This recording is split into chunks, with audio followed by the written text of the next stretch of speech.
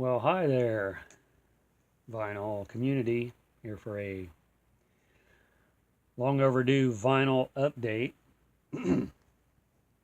and yeah, uh, thought I would go ahead and do one of these because I haven't been doing one. If you follow my channel at all, you'll know that you haven't seen one in a little bit because I haven't really had anything to show. So, I mean, as far as like new pickups and things. But I do now, so here we go. Um, First thing I got here is this some magazines that I picked up. Collector's Edition Frankenstein. This is from Parade 200th anniversary. It's a really cool magazine. If you see it, pick it up. It's definitely worth it. The new issue of Scream magazine. Scream with two E's. Mad Monster Party. I think it's the 50th anniversary. Yes, turns 50. I know the feeling because today I turned 50. So, yeah. And Retro Fan, I had never seen this magazine before. I think it's fairly new. Although they do have several back issues listed, or it looks like they're available. This has Elvira. This is a really cool magazine. It's similar to the Remind magazine that I'd showed before. But it's basically, what it says in the title. All the stuff we grew up with. And then some. There's the Groovy Ghoulies. So yeah. Vampira. All that good stuff. So there's that. And this one I picked up recently. Haunted Mysteries and Legends, Masters of Horror. And you'll see quite a few of these at the checkout lines in different stores. And I like this one because it's just got a lot of creepy places, basically what the title says. And then this one, this was an old one that I picked up. I'm not sure what the year is on this. It's issue number 12, Monster Memories, 2004 yearbook. It's got Zachary on the cover there. And this one was done by Scary Monsters, which is the same ones that are affiliated with Monster Bash in Pittsburgh, or actually it's in Mars, Pennsylvania. So I picked that one up. And then on to some CDs here, just a couple. Sticking with the Halloween theme, I got The Carpenter's Gold. No, I'm just kidding. It's not Halloween. But I really wish they would have done a Halloween album. That would have been really great. I mean, I would have loved to have heard that. But this one is 2 discs, 20 songs on each disc. And there's a lot of songs on here I've never heard before or never heard them do. They do the Rainbow Connection, which was made more famous by the Muppets. Kermit the Frog did that. They also do Calling Occupants of Interplanetary Craft, which I know who that is, but I can't think of it right off. I always want to say that it's Pink Floyd, but it's not Pink Floyd. I have to look, because if I don't look, it'll drive me crazy. If it even says in here. And they have a video for this one too. It's really strange. Oh,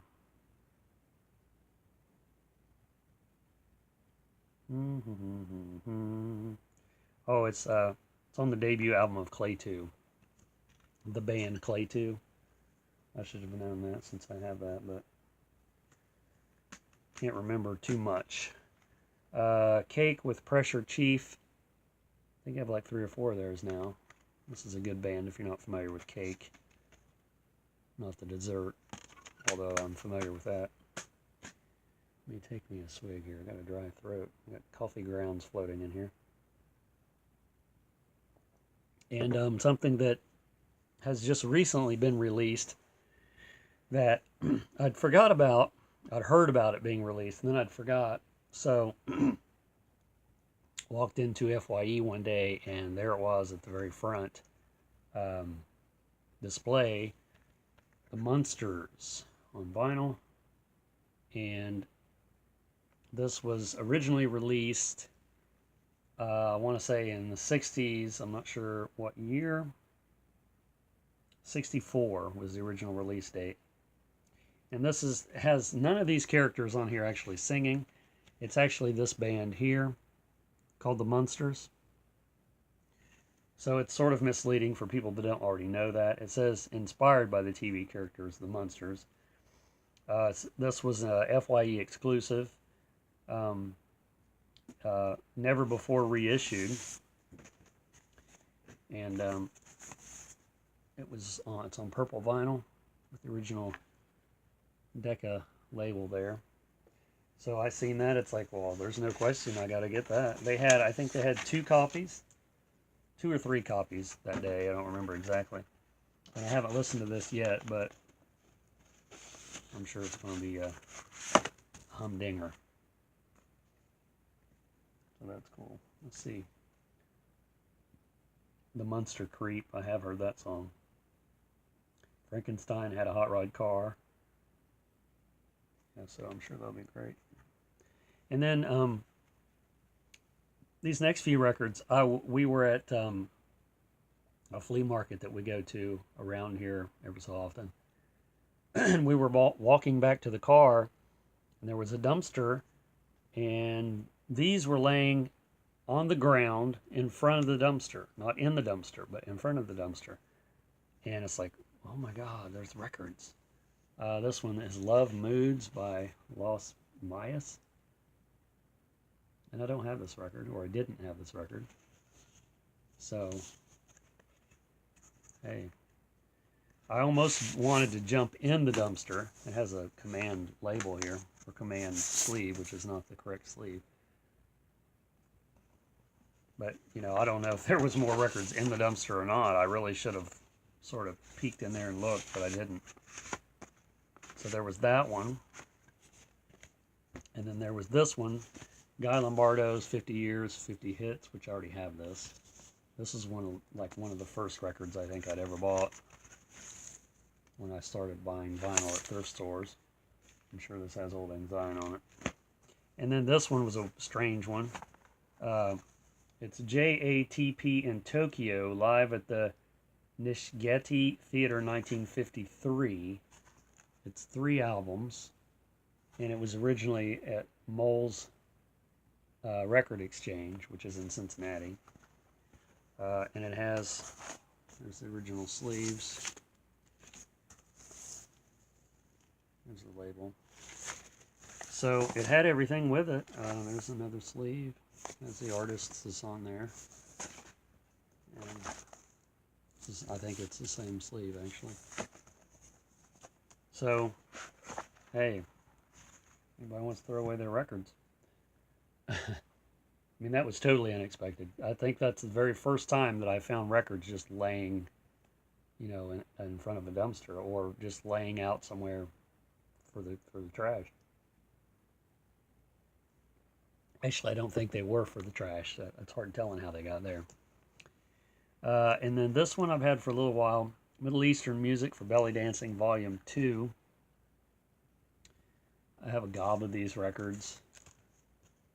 And like I said, these I've had for a little bit. I just haven't shown them because I didn't want to bombard everyone with the same thing. I'm trying to get through all these, though. I've had so many. Knights of Jodette, Camellia, and Fahim Sadai.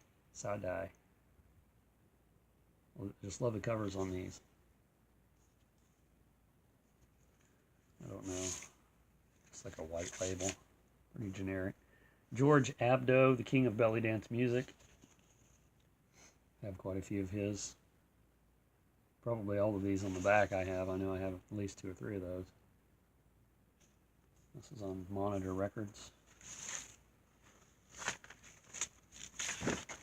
And this one's falling apart. I need to do a little bit of fixing on that one. This one too is falling apart. 2 complete belly dance routines on John Vartan Ensemble. Spotlight on belly dancing.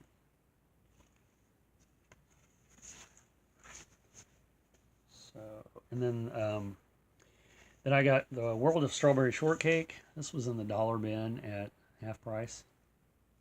And it's funny because they had a couple other Strawberry Shortcake records in the kids' records in the shelves above.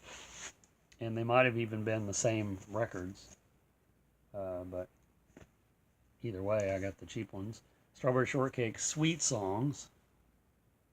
These were both Kristen's records at one time, according to the name she wrote on it. Kid Stuff Records. Always pick that stuff up. The Candyman is on there. It's funny. And then this one here, Provocative Piano Volume 2, Dick Hyman and his orchestra. Always finding these. Command records. And nothing out of the ordinary, but it is Command, so it always comes home with me. I'm not as selective, really, as I used to be. Actually, I probably am more selective because I have most of it. So there's some stuff that I've been accumulating, just enough to make a video. I think I'll be making one more video. So my original plan was, or my plan still is, to, and I've said this, if you watch my channel, you've heard me say this a million times. Once I get my room organized, if that ever happens, then I'll be able to do more. First of all, I'll be able to show a lot of records that I already have, that I've never shown. And then I'll also be able to, like if there's a contest that I want to enter, it'll be a lot easier to pull records out to be involved in that contest because I'll know where everything is, you see. So, but until then, I'm just basically showing all my recent pickups, and that's why this video had been postponed for a while until I had enough to really, otherwise, if I didn't have any vinyl to show, I'd just be sitting here.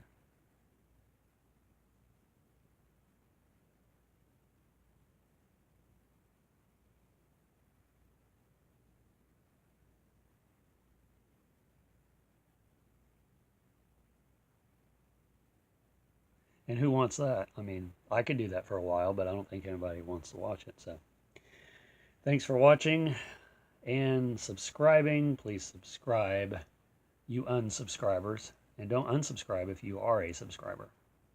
I appreciate each and every one of you subscribers out there in subscriber land and the vinyl community, and you vinyl junkies, and you record hoarders, you.